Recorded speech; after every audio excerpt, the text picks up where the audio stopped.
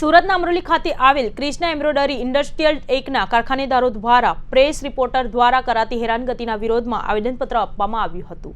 અમરોલી કોસાડ ખાતે આવેલા Krishna embro industrial society 1 plot number 1 થી 29 અને એમ્બ્રો પાર્ક ઇન્ડસ્ટ્રીયલના 1 થી 57માં ઘણા એમ્બ્રોઇડરીના કારખાનામાં આવેલા છે અને દરેક કારખાનામાં 10 થી 11 વર્ષથી કાર્યરત છે। ક્રિષ્ના એમ્બ્રો ઇન્ડસ્ટ્રીયલ સોસાયટી અને એમ્બ્રોટેક પાર્ક ઇન્ડસ્ટ્રીયલમાં સત્ય વિચાર દૈનિક અખબારના એડિટર કિશોર હિંમતભાઈ ઇસ્માઇલિયા દ્વારા વારંવાર સુરત મહાનગરપાલિકામાં ખોટી અરજીઓ કરી હેરાનગતિ કરી તેમજ હપ્તા વસૂલીના કામ કરતા હોવાનો આરોપ મૂક્યો છે।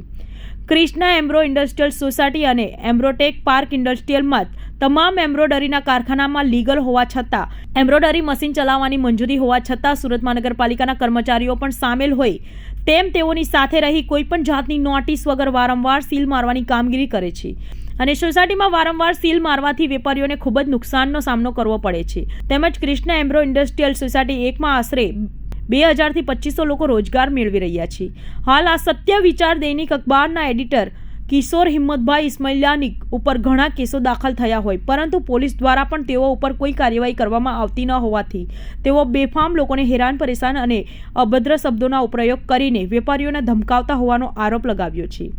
આખરે કંટાળી ગયેલા એમ્બ્રોઇડરીના કારખાનેદાર જિલ્લા કલેક્ટર પાસે પહોંચી બની બેઠેલા રિપોર્ટર પર કાયદાકીય કાર્યવાહી કરી ન્યાય આપવા રજૂઆત કરી હતી। કેતનભાઈ ધીરુભાઈ ગોગદાણી એમ્બ્રોટેક પાર્ક પ્રમુખ છે। ક્યાં રહેવા?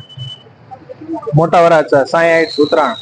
આજે શું રજૂઆત લઈને આવ્યા? રજૂઆતમાં બસ એ જ અમે અમારી રીતે શાંતિથી ધંધો જે કરીએ છીએ 12 વર્ષથી ચલાવીએ છીએ તો એ રીતે અમને ધંધો કરવા દેવા બાબતે કયા પ્રકારની હેરાનગતિ કોના દ્વારા કરવામાં આવી રહી? કિશોરભાઈ હિંમતભાઈ ઇસ્માઇલિયા પત્રકાર સત્ય વિચાર તે વારંવાર અનેક જગ્યાએ બધે અલગ અલગ ફરિયાદ કરે છે અને એના અનુસંધાને અમે અહીંયા રજૂઆત કરવા આવેલા। કયા પ્રકારની ફરિયાદને શું માંગણી કરાઈ રહી? પૈસાની માંગણી કરાઈ રહી છે। અત્યાર સુધી એને કોને કોને પૈસા આપ્યા છે?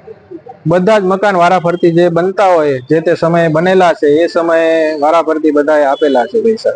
શું કહેશો કલેક્ટર સાહેબ? કલેક્ટર સાહેબ ને બસ એ જ રજૂઆત કરવાની છે કે અમારી ઉપર જે એને અરજી કરેલી છે એ અરજી કેન્સલ કરવા બાબતે અમને શાંતિથી ધંધો કરવો ન્યાય આપવા બાબતે।